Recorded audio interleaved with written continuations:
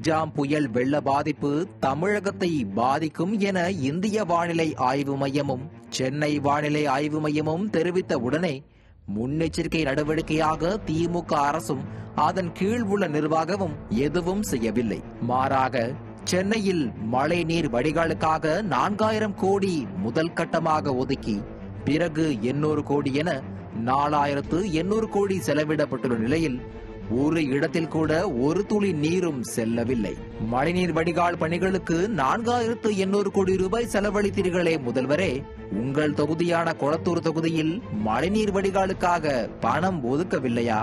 ஒவ்வொரு ஆண்டும் கட்டுமரம் சர்வீஸ் தானா என கண்ணீரில் மக்கள் உள்ளனர். புயல் வெள்ளமும் வடியல, மக்கள் கண்ணீரும் நிக்கல. திமுக ஆட்சியின் புயலும் வெள்ளமும் முதலமைச்சர் ஸ்டாலின் தொகுதியையும் விட்டு வைக்கல. கொளத்தூர், பெரியார் நகர், அகரம், GKM காலனி, செந்தில் நகர் என அனைத்து பகுதிகளும் வெள்ளக்காடாய் காட்சியளிக்கிறது. பரிதவிக்கும் மக்களை கடலோர காவல்துறை படகுகள் மூலமாகவும் இளைஞர்கள் சிலர் தனியாக படகுகள் மூலமாக காப்பாற்றி வருகின்றனர். சென்னை அண்ணா நகர், டி நகர், விருகம்பாக்கம், சாலிகிராமம், KK நகர், வேளச்சேரி, தரமணி, பெருங்குடி, புளியந்தோப்பு, பெரம்பூர், புரசைவாக்கம், திருவொற்றியூர், ராயபுரம், காசிமேடு என பார்க்கும் திசையில் எல்லாம் காட்டாற்று வெள்ளமாய் ஏரி குளங்களாய் காட்சியளிக்கிறது. மழை நீரோடு சாக்கடை நீரும் கலந்து மக்களை கதிகலங்க செய்துள்ளது.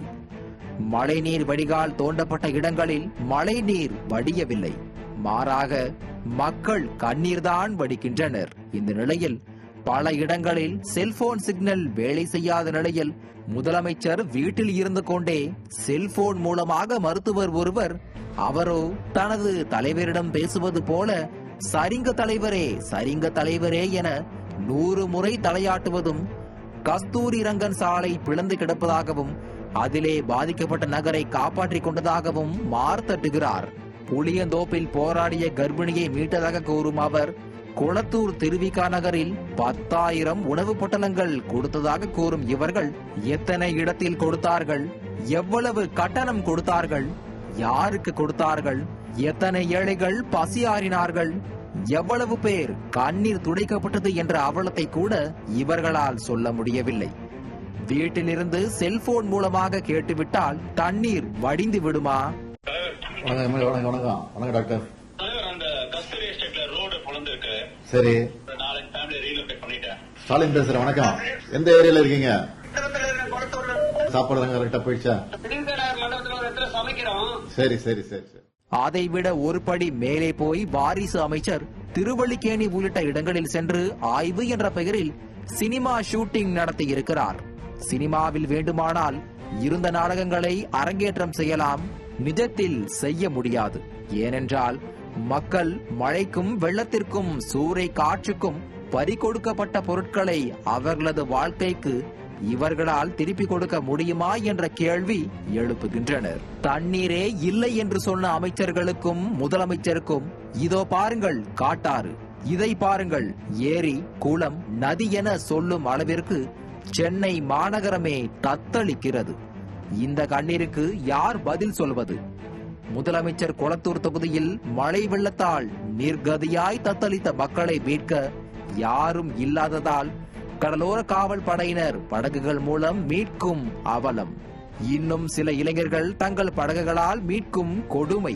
நெருக்கடியான காலகட்டத்தில் சென்னை தியாகராய நகர், விருகம்பாக்கம், பெருங்குடி, தரமணி, வேளச்சேரி, சைதாப்பேட்டை என அனைத்து இடங்களிலும் அதிமுக பொதுச் செயலாளரும் சட்டமன்ற எதிர்க்கட்சி தலைவரும் முன்னாள் முதலமைச்சருமான புரட்சி தமிழர் எடப்பாடி K. பழனிசாமி பாதிக்கப்பட்ட மக்களுக்கு நேரில் சென்று உணவு மற்றும் சேலை, வேட்டி உள்ளிட்ட அத்தியாவசிய பொருட்களை வழங்கி ஆறுதல் தெரிவித்தார்.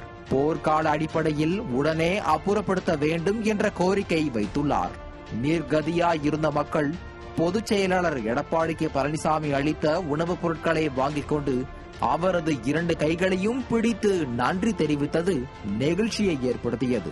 அனைத்து இந்திய அண்ணா திராவிட முன்னேற்றக் கழகம் எப்போதும் மக்களுக்கான பேரியக்கம் என்பதை மக்கள் மனதார தெரிவித்தனர். நியூஸ் ஜே செய்திகளுக்காக தலைமை செய்தியாளர் கோ ஜெயக்குமார்.